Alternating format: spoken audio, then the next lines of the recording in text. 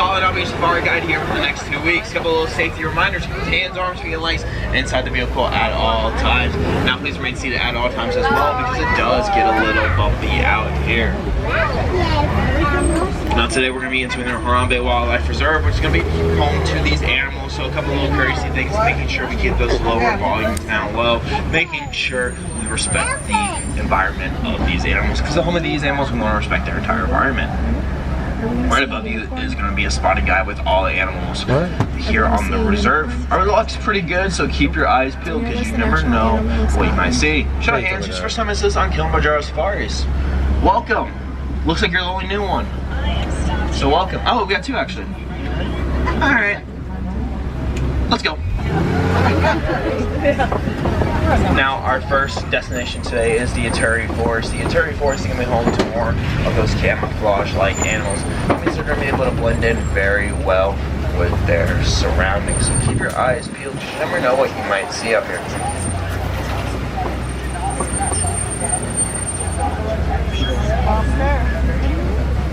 On the right hand side, we have the okapi. The okapi with those black and white striped legs, you might think is closely related to a zebra, but it's actually closely related to the giraffe with their skull structure and their tongue. Use that tongue to be able to grasp onto any food. Left hand side is the greater kudu. Greater kudu is the tallest antelopes here in the world, standing up to 8 feet tall from the shoulder.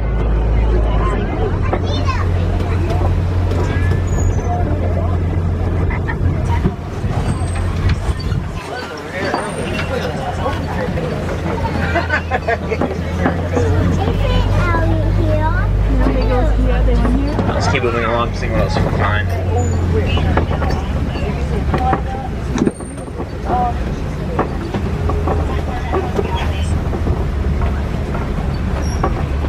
Top of the hill, actually, you might see like a rock over there, but that's actually gonna be a black rhino. Black rhinos weigh about 3,000 pounds, and the only thing tells the black rhinos can be based on their mouth. Their mouth is going to be actually more triangular to be able to pinch leaves off of trees. As we go around, we should be able to give her a look. Now black rhinos are actually more solitary, so they're not going to be around other rhinos or other animals really as much.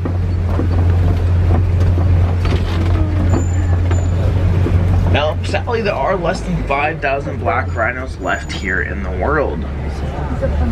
These people back in Africa would poach them for their horns because they believe their horns have some sort of magical healing power in them. Left-hand side is the saddle-billed stork. Saddle-billed storks stand up to 5 feet tall with a 9-foot long wingspan. Now, hint the name saddle-billed, their bill kind of does look like a saddle.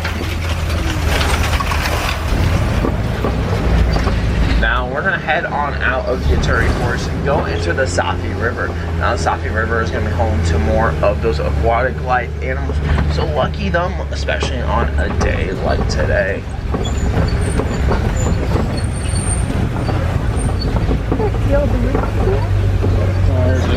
We'll just switch back and forth. We got some Nile hippos over there, but we should get a better look at them in just a moment. Right hand side is the pink-backed pelican. Pink-backed pelicans during their mating season have more of that pink color on them. Now they are carnivores, so they do eat mostly fish as well. Now, and both the male and the female will help out with the incubation period for their eggs. Left hand side, we got a little bit more of a bloat, also known as a group of Nile hippos. You know how to zoom in? They weigh about 5,500 pounds, and they are herbivores, so they do eat mostly plants, leaves, and grass. Just remind everyone, please remain seated at all times. Now they can hold their breath underwater for about 8 minutes at a time. They can just sit there, swim all the way at the bottom, walk around as well, and they can also sleep down at the bottom of the Safi. Now their incisors are going to be about 18 inches long, so for reference, it's going to be from your index finger all the way down to your elbow. And also they have a symbiotic relationship with fish,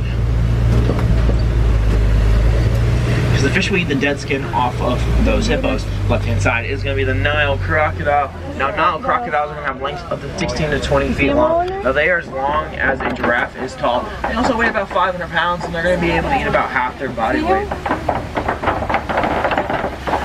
Now, when they have their mouth wide open, that means they're just cooling themselves down. Now as well, you might see those sharp teeth, and you might be thinking to yourself, wow, they're pretty scary. You're 100% right, they are scary, but they're actually very beneficial to their young, because they'll roll those eggs around in their mouth, poking little holes in them to be able to help out their hatchlings. Now you might be wondering what the difference between a crocodile and an alligator is. Crocodiles are going to have more of a pointed shape snout, while the alligator is going to have more of a U-shaped snout. Also, the crocodile has a bigger bite. Now on the right hand side, we have the baobab tree, also known as the tree of life. So that means one thing, and we're going to be entering the savannah. Now the baobab tree will hold tens of thousands of gallons of water in it. Now 9 months out of the year it will be leafless, and you can guess that the other 3 months will have leaves.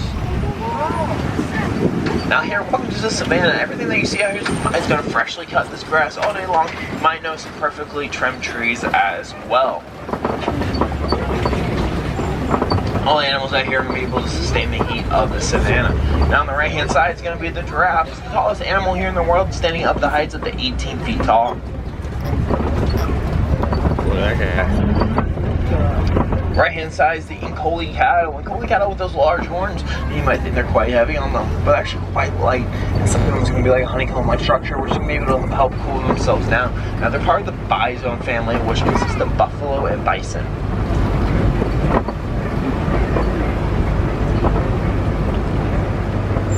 Keep moving along, seeing what else we can find. Over there on the right hand side is going to be the eland. Elands are the largest antelopes here in the world. They stand up to 6 feet tall from the shoulder. Now, they have on their necks, there's going to be an extra piece of skin called the dewlap on them. And that dewlap is how they cool themselves down, because they have blood circulation flowing through their neck. Left hand side in that den all the way over there is going to be the African painted dog.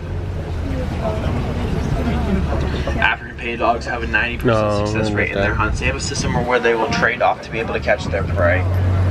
Each African painted dog will have their own unique pattern on them, so no African painted dog will have the same pattern.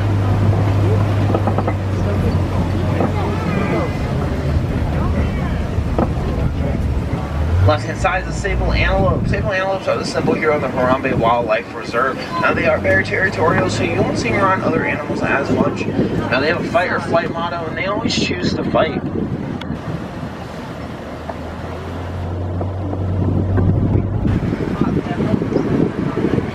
Now male elands will actually put like vines, dirt, leaves on their horns to be able to impress a female.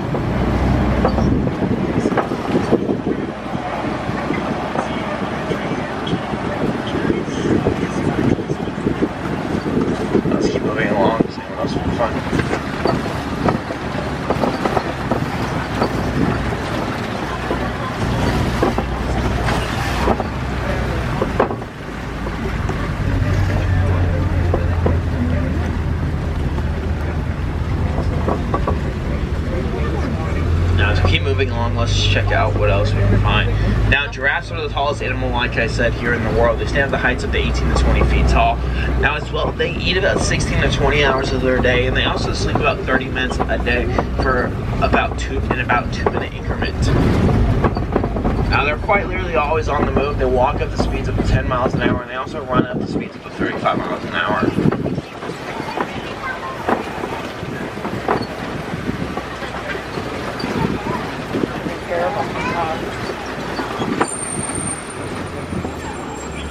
Now on the right ahead, straight ahead, we have the wildebeest, also known as the wild beast. Wildebeest migrate up to 1 to 1.5 million wildebeest at a time. They're the second most migrated animal here in the world.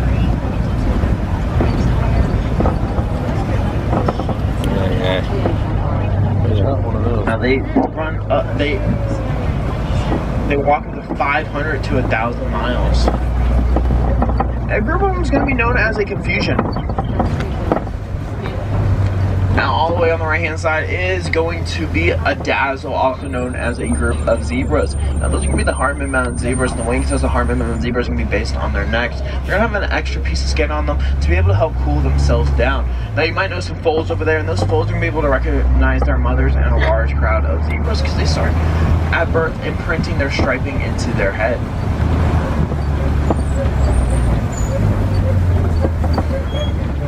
Each zebra has their own unique striping, so no two zebra will have the same striping.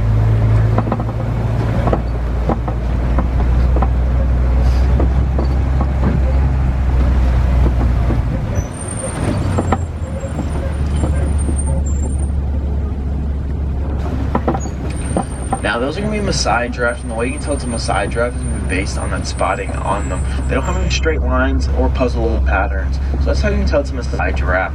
Now researchers believe that their tongue is purple because they don't believe, so it doesn't get sunburned.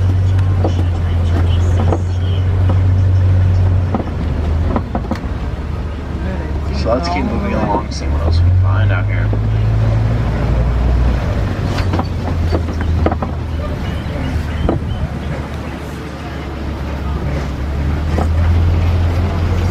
Right hand side, African elephant. African elephants weigh about 14,000 pounds. And they're going to be able to eat about 300 pounds worth of food a day. Now right there, that could be a male, because at the age of 15, males are going to be kicked out of the herds to go off on their own.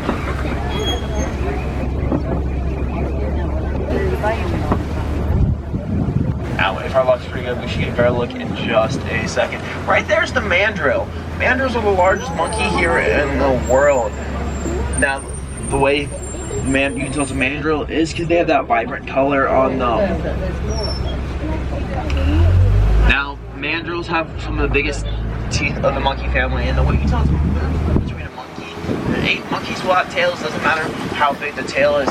An ape doesn't have a tail whatsoever. And also, male mandrills show the most emotion, so they'll have the most vibrant color. Now back in Africa, there's a study going on between elephants and bees. Researchers realized elephants are actually afraid of bees because they don't like the stinging of the bee or the buzzing noise of a bee, because they have very sensitive skin and also a great sense of hearing. So researchers realized that. So this is what it was for. So elephants, like I said, eat about 300 pounds worth of food a day. So the short farmlands are the farmlands of the farmlands. Now these farmers do not like that at all. So these farmers would end up poaching these elephants. Well, no one likes to eat them, so they're trying to figure out that solution. That solution was to be high fences. So when an elephant would approach, so you hear the buzzing noise of a bee, it'd be like, hey, there's bees in this area, let's just not go back to that area. And they'll go communicate that back to their herds. So with that being said, these farmlands were no longer being destroyed. Elephants were not being harmed, and also bees had a place to pollinate as well. So everyone was wondering, the reason why elephants were going into these farmlands is because their farmlands were actually being destroyed. Because each and every one of you have a piece of coltan in your hand right now. Now that's going to be an electronic device right there. Coltan is what is a piece of material that's in our devices. So something that we can do to be able to help elephants' lands is definitely make sure we recycle those electronic devices. If we're not using any of it anymore, just go ahead, because it actually does help a little bit. One of my mottos is, no matter how small the difference is, it does make the biggest difference in the world. On the left-hand side, we got a little bit of a herd over there. Now, herds will consist of the young and females. Now, when you see them flapping their ears, that means they're just cooling themselves down. They're able to cool themselves down by about 15 degrees because of that blood circulation flowing through those ears. Right there on the right-hand side, that's going to be a little juvenile right there.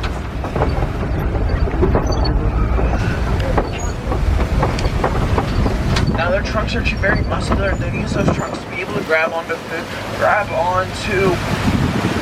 onto big objects as well, and also they will throw water and dirt onto their backs, but will cool them down.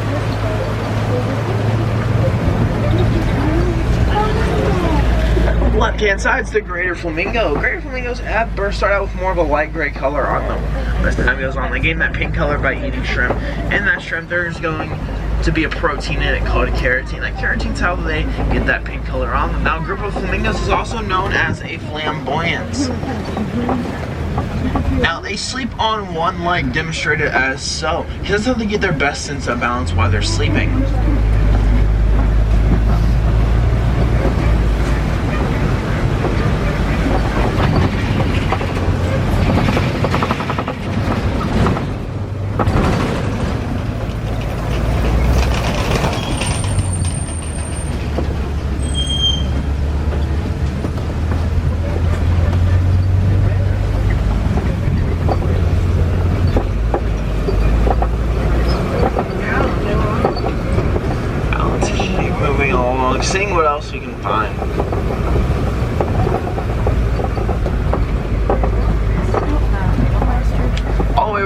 ostrich, but let's see if we can get a better look in just a moment.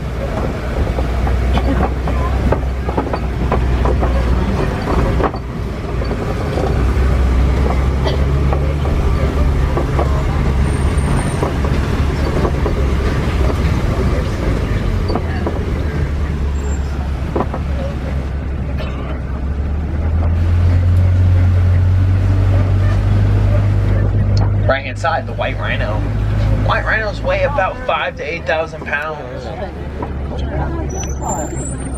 And also over there we have the cheetah. Cheetah's the fastest land animal here in the world. They travel at speeds up to 65 to 70 miles an hour. They're going to be able to maintain their speeds just for a couple of yards. Now they have a bigger heart and lung as well. That's how they're going to be able to get up to those top speeds as well. And also those tails of theirs that are going to be used like as a guiding system to be able to help make their lefts and rights just a little bit more sharper. Now white rhinos, like I said, they weigh about 5,000 to 8,000 pounds. They're going to be the largest rhino here on the reserve. The way you can tell it's them is going to be based on their mouth. The mouth is going to be more wide to be able to plow through the field. If we're lucky enough, we should get a better look at some in just a moment.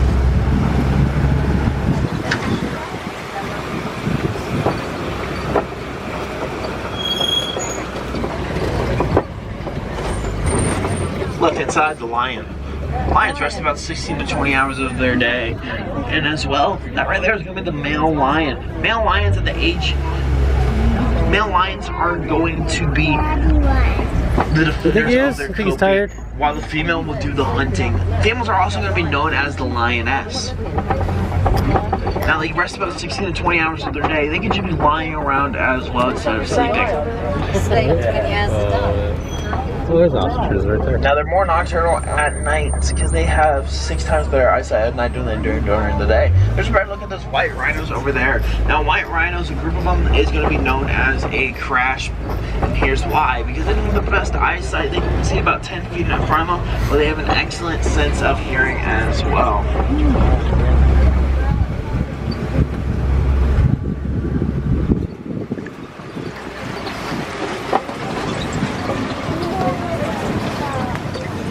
Left hand side, the warthog. Warthogs are burrowing animals that we're using doing their own burrows. Now they look very small, but they're actually very mighty as well.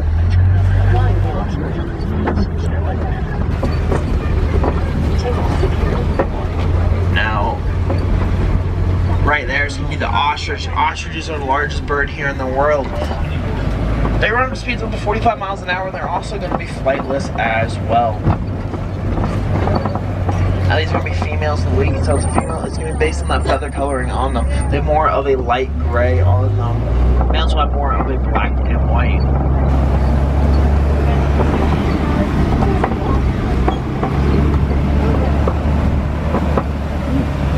Right hand side we have a community of ostrich eggs. Ostriches leave their eggs in the community.